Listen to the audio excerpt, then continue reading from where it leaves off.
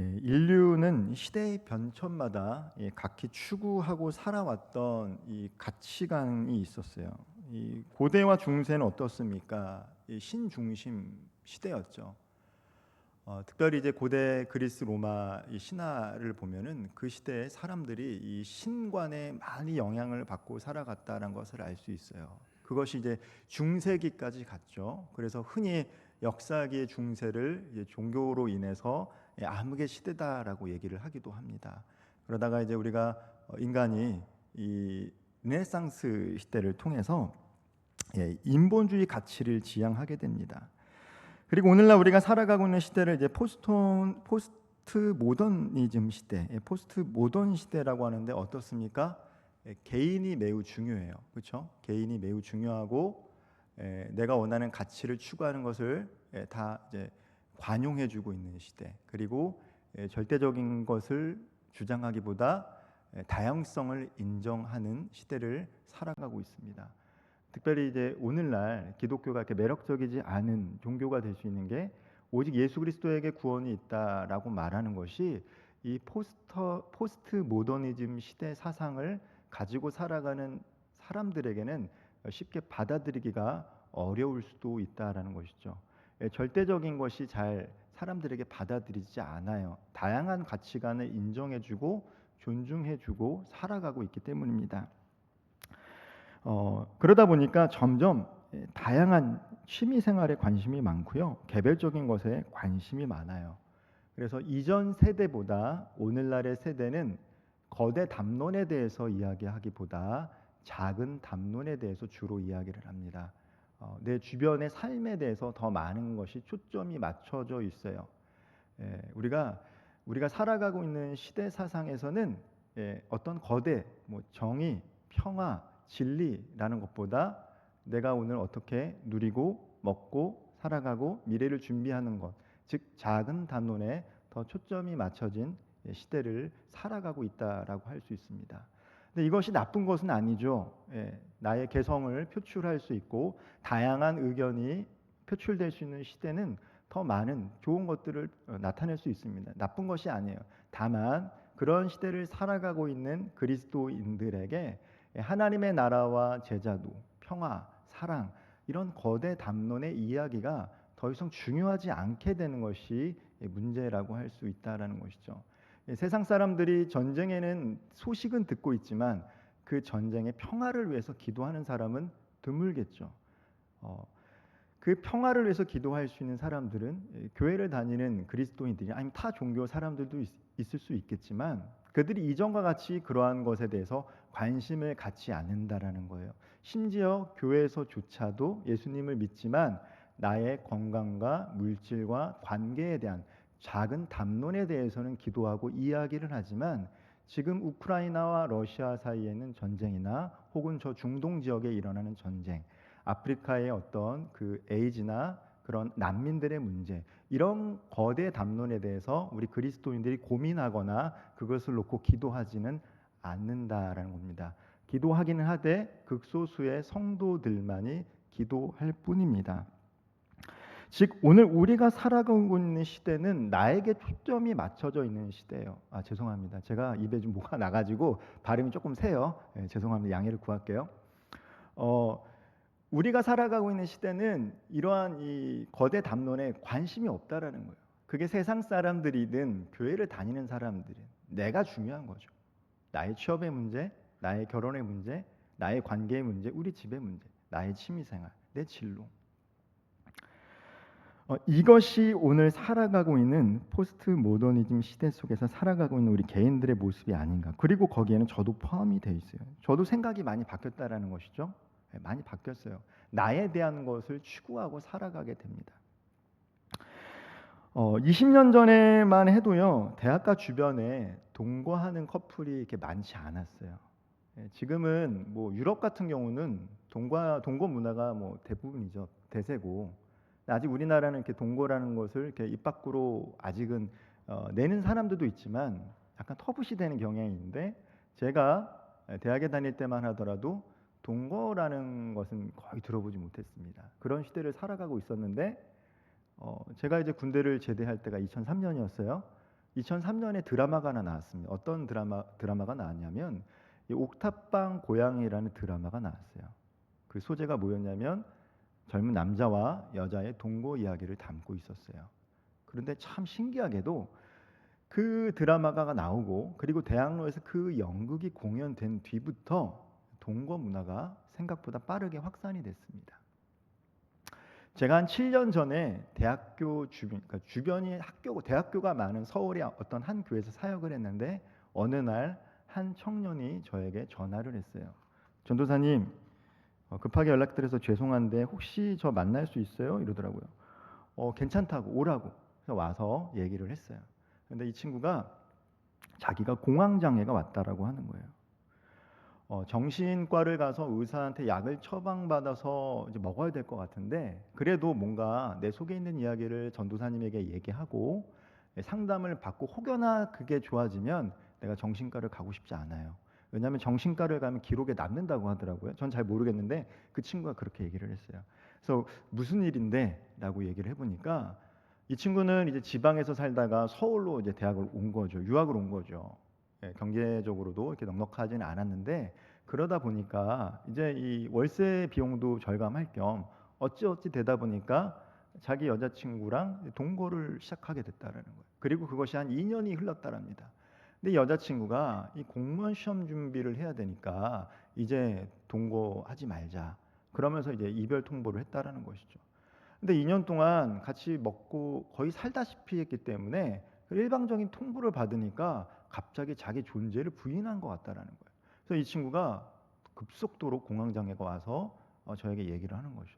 저는 그때 짐짓 놀랐지만 아니 이 친구가 이게 동거한다는 얘기를 너무 자연스럽게 저한테 얘기를 하니까 저는 사실 좀 놀랬거든요. 교회 다니는 청년이기도 했고 근데 놀란 척은 하지 않고 다 들어줬는데 이렇게 물어보니까 생각보다 많이 지방에서 올라와서 이제 뭐 경비도 아끼고 그런 이유 때문에 동거를 하는 학생들이 좀 있어요. 이런 얘기를 하더라고요. 그래서 아 시대가 많이 변했구나. 이 친구 정말 예배 생활 잘했거든요. 되게 착실하고 신앙생활 되게 잘하던 친구였지만 그것과 별개로 그 시대 속에서 동거하는 것에 대해서는 거리낌이 없었다라는 것이죠. 근데 그것이 저에게는 조금 충격으로 다가왔다라는 거예요. 내가 대학교 생활할 때와 지금 시대, 특별히 교회를 다니는 청년들의 살아가는 라이프 스타일이 이렇게 다를 수 있구나라는 것을 그때 깨닫게 된 거예요. 금기시 되었던 것, 전통적인 사회에서는 금기시 되었던 것들이 점점 금기시 되어 느끼지 않아요. 개인의 자유가 더 중요하기 때문이죠. 그래서 다른 사람에게 피해만 주지 않으면, 다른 사람에게 피해가 주지 않으면 내가 하고 싶은 것을 하고 살아도 다른 사람들조차도 그것에 대해서 지탄받지 않는 시대에 우리는 사실 살고 있어요. 이 가치관과 윤리관이 바뀌게 되었다라는 것이죠. 왜냐하면 이 포스트 모던 시대에는 그것이 관용으로 받아들이기 때문이에요. 다른 사람들에게 피해가 주지 않으면 개인의 의사를 자유를 표현하는데 어려움이 없는 시대를 살아가고 있습니다. 근데 우리가 오늘 읽었던 이 사사기 말씀을 읽어보면요, 이 사사기 시대의 특징이 있습니다. 사사기 맨 마지막 절을 제가 같이 읽지는 않겠지만 특징이 뭐였냐면 이스라엘에 왕이 없으므로 사람들이 각자의 소견대로 살았다. 이 사사기 시대는 어떤 시대였냐면 아직 이스라엘에 왕이 없던 시대였어요. 나중에 이제 사무엘이라는 마지막 사사가 사울에게 기름을 붓고 이제 왕정 시대를 열기 직전에 동맹 지파 동맹 체제를 이뤘던 시대가 이 사사기 시대입니다. 즉 왕이 없는 건 맞아요. 그런데 이 사사기 저자가 왕이 없다라고 하는 건 두 가지 의미가 있습니다. 첫 번째로는 정말로 이스라엘 백성들 가운데 눈에 보이는 왕이 없었다라는 것이고, 그리고 진짜 이야기하고 싶었던 것은 뭐냐? 이스라엘은 하나님을 하나님이라 고백하지만 그들의 주인으로 왕으로 삼지 않았기 때문에 각자의 소견대로 내가 옳다라고 생각하는 대로 하나님의 말씀의 테두리를 벗어나서 살아가고 있던 시대가 바로 사사시대라는 거예요. 하나님을 내가 섬기지만 하나님의 말씀과 별개로 살아가던 시대가 바로 사사시대의 특징입니다. 그때 당시는요, 영적으로, 도덕적으로, 종교적으로 매우 타락했던 시대예요. 사실 오늘 말씀이 되게 부담이 되는 말씀이에요. 막 은혜가 되는 본문 말씀은 아니거든요. 사사기 시대의 한 단면을 명확하게 드러내고 있는 단락이에요. 여러분, 이 단락을 읽고 나서 은혜가 됩니까? 가슴이 따뜻해지고 하나님의 위로와 사랑을 받을 수 있는 본문은 아니죠. 그럼에도 불구하고 성경의 기자들은 이 시대상을 담아냈어요. 부인하지 않는다라는 거예요. 왜요? 후세들에게 교훈을 주기 위해서 이것을 읽고 깨달을 수 있도록 성경으로 남겨놨다는 것이죠. 오늘 본문에 등장하는 레위인, 주인이라고 하는 이 레위인은요, 첩이 있었대요. 오늘날로 말하면 목사라고 할 수 있겠죠. 목사라는 사람이, 종교 지도자라는 사람이 본부인이 있음에도 불구하고 첩이 있었다라는 거예요. 그만큼 윤리적으로, 도덕적으로, 종교적으로 타락했던 시대가 사사기 시대라는 것을 고발하고 있어요. 어느 날 이 첩이 자기 아버지 집으로 갑니다. 그래서 이 레위인이 이 첩을 데리고 가려고 같이 떠나요. 그리고 그 첩을 장인이라고 할 수 있죠. 성경에는 장인이라고 표현을 하고 있습니다. 첩의 아버지 댁에 머무르다가 돌아오는 여정 가운데 어려움을 겪게 됩니다. 어떤 어려움을 겪게 되냐면 어떤 한 마을에 가게 돼요. 근데 그 마을에서 묵을 데가 없게 되는 거예요. 묵을 데가 없게 돼요. 그러자 한 노인이 나타나서 그들을 이제 환대해 줍니다. 레위인과 레위인의 첩을 환대해 주는, 환영해 주는 거예요. 나그네기 때문에 그들이 밤에 묵을 곳이 없다라는 것을 알고 자기 집으로 이렇게 데리고 와요. 지금도 그렇지만 여러분, 밤에 어딘가를 낯선 곳을 간다는 건 매우 위험합니다. 참 대한민국이 치안이 참 좋은 나라 중에 하나죠. 저도 뭐 외국을 자주 나가본 적이 거의 없는데 이야기를 들어보면 뭐 이렇게 밤에는 거의 이제 통금하기가 어렵다라는 이야기를 들어요. 그만큼 치안이 안 좋은 거죠. 하물며 지금도 그런데 이 시대, 지금으로부터 약 3,000년 전 시대라고 했을 때 어떻겠습니까? 밤에 돌아다닐 수가 없는 거죠. 그런데 한 노인이 이 레위인과 첩을 환영해서 하룻밤을 묵을 수 있도록 하는 거예요. 그러니까 환대하는 거죠. 환영하는 거죠. 나그네를 초청했던 사람이 이 노인이었습니다. 하나님께서 하나님에게 백성에게 요구하시는 특별히 사명이 있습니다. 특별히 연약한 자들을 환대하고 환영해 주기를 원하세요. 아까 전에 우리 대표 기도자도 기도하는 가운데 이렇게 연약한 사람들에게 손을 내밀기를 원한다라고 기도를 했는데, 하나님께서 이스라엘 백성들, 특별히 선지자들을 통해서 전했던 메시지가 뭡니까? 여호와께로 돌아오라는 메시지였죠. 슈브, 여호와께로 돌아와라. 여러분들이 너무나도 잘 알고 아는 제이어스라는 찬양팀이 부르던 여호와께로 돌아오라, 이게 바로 구약의 선지자들이 선포했던 주된 메시지였습니다. 근데 여호와께로 돌아오라는 게 구체적으로 어떠한 삶인가에 대해서는 선지서에서 자세히 기록을 하고 있어요. 여호와께 돌아오는 삶은 제사를 지내는 것뿐만 아니라 실제 삶 가운데 하나님께서 특별히 연약한 자라고 하는 고아와 과부와 나그네를 도와주는 삶, 그리고 사회적으로는, 사회 시스템 상으로는 정의와 공의가 회복되는 사회, 그 사회가 바로 하나님을 경외하는 백성이고 사회라는 거예요. 그것에 대해서 선지자들이 선포를 했어요. 그렇다면 오늘날 우리가 도움을 줘야 될 사람들, 때로는 이제 경제적으로, 정서적으로 누군가 도움이 필요한 사람들이 있다라는 것이죠. 우리 각자에게도 하나님께서 보여주시는 사람들이 있어요. 어떤 사람들은 정말로 부모님이 없는 이 고아, 거기에 마음이 가는 사람들이 있고요. 독거노인에게 마음이 가는 사람이 있고, 집이 없는 사람들, 그런 사람들에게 마음이 가는 사람들이 있습니다. 지난주에 뉴스를 보니까 참 이상한 일이 하나 있었어요. 어떤 청년이 대리 군입대를 한 거예요. 여러분, 자발적으로 군대 가고 싶은 사람 있으세요? 없을 거예요.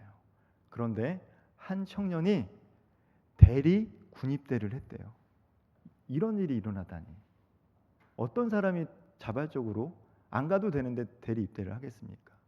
자세한 거는 논의하지 않았지만 아마도 고아원 출신의 보육원 출신의 성년이 돼서 정부에서 500만 원 가지고 이제 살라고 내던져지니까 혼자서 살아갈 수 없어서 아마도 군대를 자원 입대할 수 없으니 대리로 들어가서 먹고 마시는 문제를 해결하려고 했던 것 같다라고 언론에서 이야기를 하더라고요.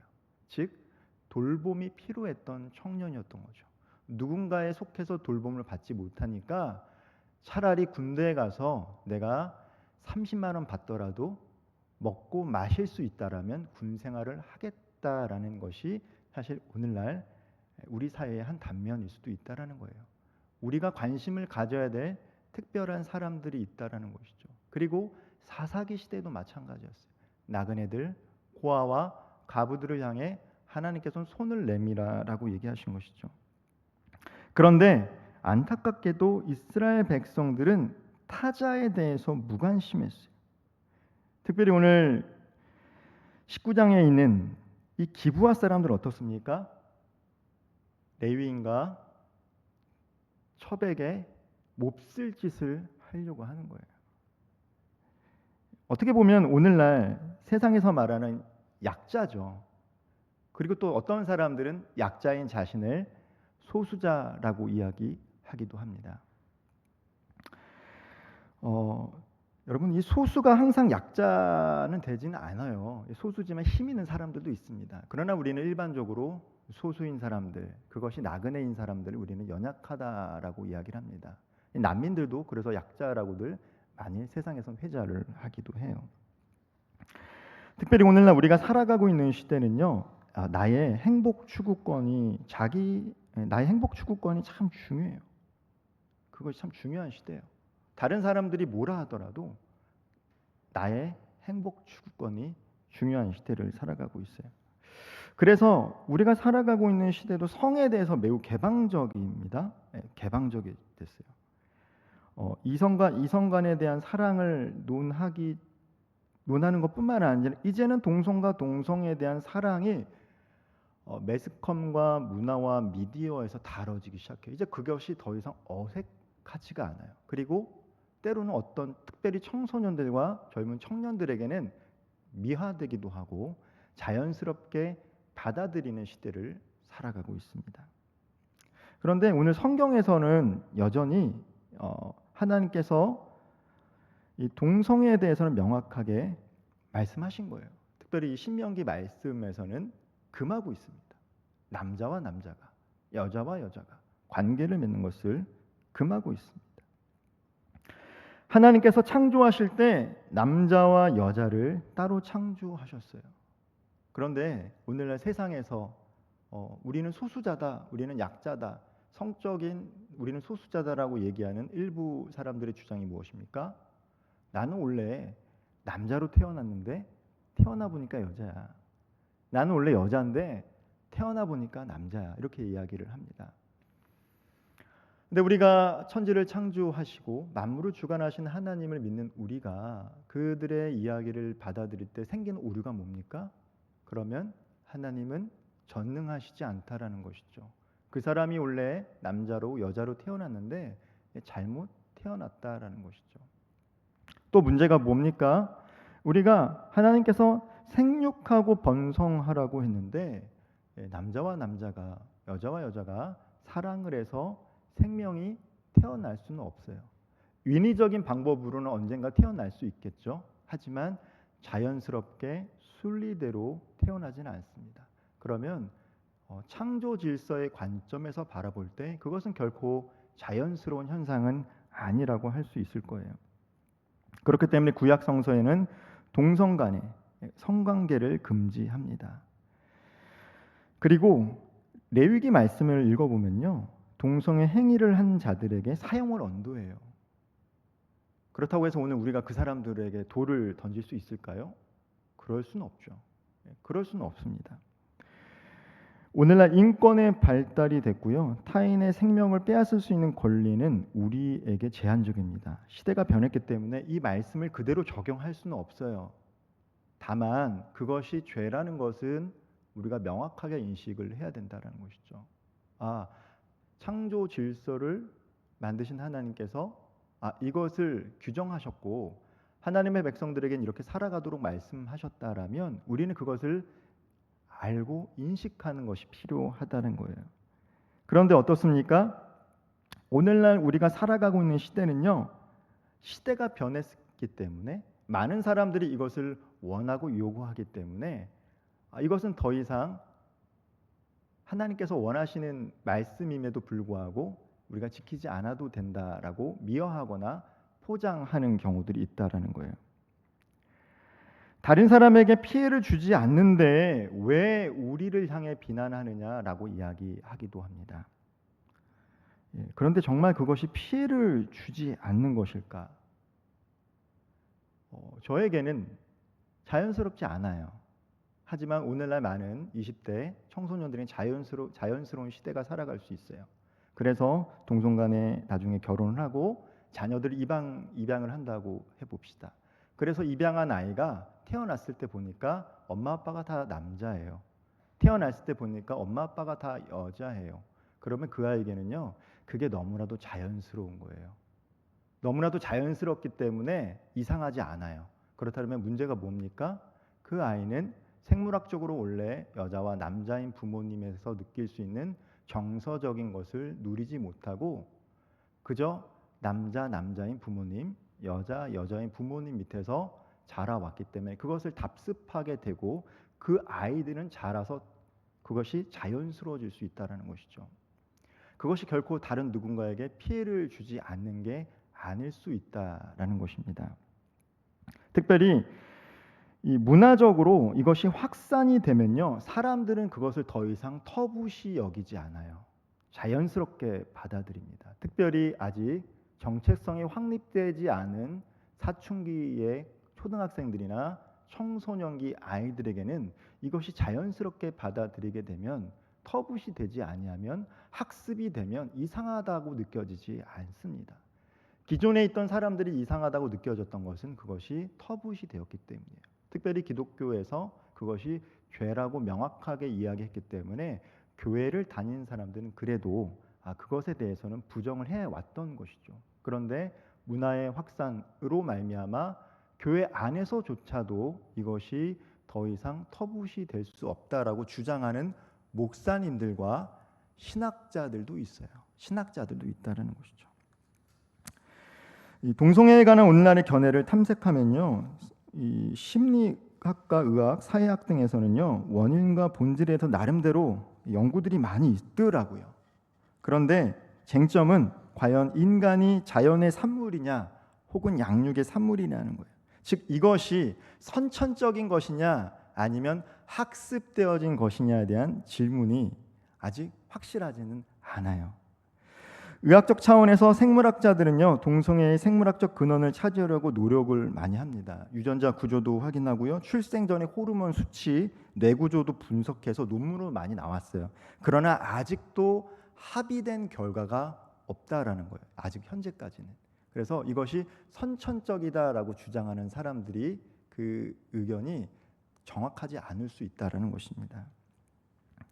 과학자들도 마찬가지예요. 유전 환경 가운데 연구를 합니다. 일란성 쌍둥이 중에 한쪽이 동성애자라고 하면 다른 쪽도 동성애자가 되는데 환경이 다르니까, 문화가 다르니까 그런 성향이 둘에게 다 나타나지 않는다라는 거죠. 만약에 선천적으로 한 사람에게 그런 성향이 있다라면 다른 사람들에게 나타나야 되는데 서로 다른 문화와 배경 속에서 자라났기 때문에 그것이 학습되어지지 않으면 그 사람에게는 동성애적인 성향이 나타나지 않는다라는 거예요. 즉 여전히 이것이 자연의 산물이냐 양육과 문화의 산물이라는 그런 논쟁이 여전히 있습니다. 그러나 오늘을 살아가는 저와 우리 청년들과 성도들은 하나님께서 말씀하셨기 때문에 이것은 아무리 문화가 그렇다 하더라도 사람들이 그렇게 그것을 인정한다 할지라도 우리는 그것에 대해서 그 부분에 대해서는 거절을 해야 돼요. 동성애적인 성향을 갖고 있는 사람들을 우리는 환영할 필요가 있습니다. 그들이 우리와 신앙생활을 한다라고 했을 때 함께 예배의 자리로 올 수는 있어요. 그들을 환영해야 돼요. 그것이 하나님께서 원하시는 거라고 저는 생각을 합니다. 하나님의 말씀을 들을 필요가 있고 그들이 마음이 변화될 수 있는 장소와 계기를 우리는 활짝 열어놔야 돼요. 하지만 동시에 여전히 그들에게 그것은 부정해야 될 것이다. 하나님께서 말씀하신 죄된 습성이다라는 것을 또 명확히 선포하고 가르칠 필요성이 있다라는 거예요. 오늘날 우리가 살아가는 시대는요, 점차 이 반기독교적인 정서의 우호적인 사회로 가고 있어요. 교회가 잘못한 것도 많습니다. 저는 교회가 잘못한 것이 없다, 목회자가 잘못한 것이 없다, 성도가 잘못한 것이 없다라고 얘기하지는 않아요. 그로 말미암아 반기독교적인 정서가 형성된 것도 사실입니다. 목회자도 회개해야 되고요, 저도 회개해야 되고요, 교회도 회개해야 돼요. 그러나 그것과 상관없이 반기독교적인 문화가 확산이 되고 있어요. 이제 우리가 살아가고 있는 시대에도 이 성경적인 가치관을 갖고 삶을 살아가기가 어려운 시대를 맞이했습니다. 이전과는 다른 시대를 분명히 살아갈 거예요. 거기에 대한 답변들을 우리는 준비하고 있어야 된다는 것이죠. 하나님의 뜻도 모르고 상관없이 사사기 시대 사람들은 세속의 가치대로 살았어요. 그러니까 어떻습니까? 성적으로 첩을 윤관해서 죽입니다. 레위인이라는 사람은요, 죄책감도 없어요. 자기 첩이었는데 10토막을 내요. 그러니까 그 시대에 윤리적으로 도덕적으로 매우 타락했다라는 것을 보여주고 있는 것이죠. 우리가 예수를 믿지만 하나님의 뜻이 무엇인지를 치열하게 고민하지 않고 세상 사람들처럼 나의 가치, 내 취향, 작은 담론에만 갇혀 살면요, 세상은 계속해서 변해가고 있음에도 불구하고 그 흐름 속에서 더 이상 우리의 가치조차도 지키지 못하고 신앙생활을 해야 될 때가 올 수도 있다라는 거예요. 우리가 항상 만날 때마다 진리, 평화, 사랑 이런 걸 얘기하지는 않죠. 그러나 거기에 대해서 명확하게 하나님의 뜻이 무엇인지를 알아가는 과정이 청년의 때에 필요합니다. 그래야지 우리가 세상 속에서 직장을 가지고 사업의 터전에서, 직장의 터전에서 하나님 나라를 위해 몸부림치게 되고, 우리가 배우자를 만나 가정을 이루고 자녀를 양육할 때 그 자녀 세대에게 하나님께서 원하시는 성경적인 가치관으로 교육할 수가 있기 때문이에요.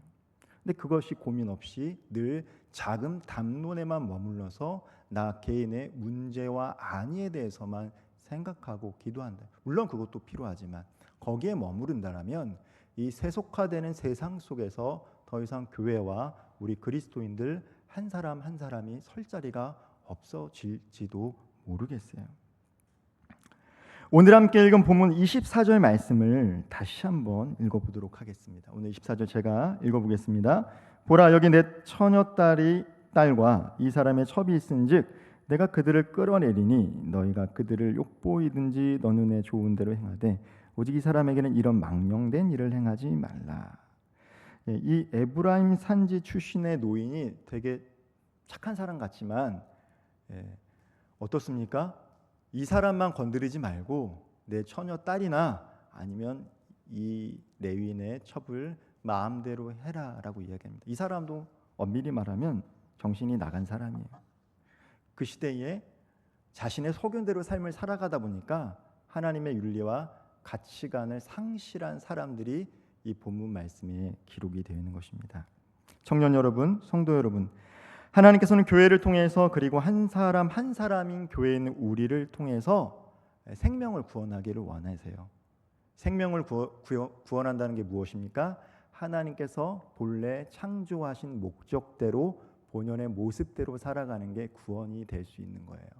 하나님의 형상대로 지음받은 인간이 온전히 사랑하고 사랑받고 이 세상 속에서 살아가도록 부르셨는데 죄로 말미암아 오염됐기 때문에 하나님께서 원하시는 것을 추구하지 못하고 자기가 옳다라고 여기는 것, 그것을 추구하다 살다 보니까 하나님의 형상도 잃어버리고 피조물 본연의 목적도 잃어버린 채 살아가고 있는 것.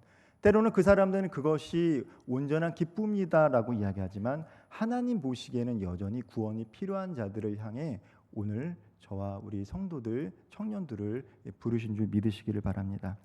하나님의 사랑과 은혜를 경험한 교회를 통해서 특별히 세상 속에서 소외받는 자들을 하나님은 환대해 주시기를 원해요. 환영해 주시기를 원합니다. 그러나 분명히 해야 될 것은 하나님께서 이것이 죄다라고 말씀하신 것에 대해서는 부정할 수 있는 용기와 목소리가 필요합니다. 우리가 상대방의 인격을 모독하고 불쾌감을 주는 것은 잘못된 것이지만 하나님께서 원하시는 삶을 살아갈 수 있도록 영혼을 살리기 위해서는 그녀를 견책할 필요도 있기 때문입니다. 우리는 하나님의 뜻에 따라 교회의 전통을 지키며 오늘날 문화 속에서 복음을 증거해야 할 사명이 있어요. 전통을 지키되 변화하는 문화 속에서 복음을 증거해야 될 사명이 있는 사람입니다. 하나님의 방식은 우리가 거룩한 백성이 되기를 원하세요. 죄악된 습관을 벗어버리고 하나님께서 원하시는 모습으로 우리와 함께 살아가는 사람들을 환영하면서 그들이 창조의 목적대로 살아갈 수 있도록 저와 우리 성도님들과 청년들을 먼저 부르시고 있다는 것을 꼭 기억하셨으면 좋겠습니다. 하나님께서 원치 않은 작은 것이라도 개인의 삶 가운데 공동체 가운데 틈타지 못하도록 늘 깨어 자신과 그리고 살아가고 있는 가정과 교회와 이 나라와 민족을 위해서 기도할 때 기도하는 그 한 사람을 통해서 때로는 그것이 추상적이고 마치 우리 삶 가운데 아무 상관없는 거대한 담론이라 할지라도 그 한 사람 한 사람을 통해 하나님께서는 그 시대의 영혼들을 깨우시고 민족의 지도자로 세우시는 줄 믿으시길 바랍니다. 함께 말씀을 나누고 있는 이 자리에 시대를 변혁시킬 수 있는 영혼을 깨울 수 있는 민족의 지도자, 영적인 지도자가 나오기를 주님의 이름으로 축원드리겠습니다. 기도하겠습니다. 사랑과 은혜가 풍성하신 하나님, 이스라엘의 왕이 없으므로 자기의 소견대로 살아가는 시대는 윤리적으로, 도덕적으로, 영적으로 매우 타락한 시대입니다.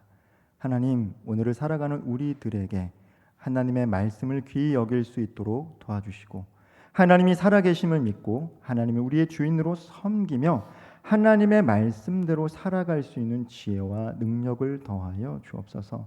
하나님, 믿지 않는 사람들, 세속의 가치에 물들어 있는 사람들과 함께 살아갈 때 그들을 환영하고 환대할 수 있는 넓은 관용의 마음은 주시되 진리를 위협하는 것을 배격할 수 있는 용기를 허락하여 주시고 무엇보다도 하나님을 알지 못하는 그들을 사랑하며 그들의 영혼이 하나님께서 본래 목적대로 창조하신 그 아름다운 모습으로 살아갈 수 있도록 기도하며 그들을 주님께로 인도할 수 있는 사명과 소명을 감당할 수 있는 저 우리 모든 청년들과 성도들 되게 하여 주옵소서. 이 모든 말씀 우리 구주 예수 그리스도의 이름으로 간절히 기도하옵나이다. 아멘.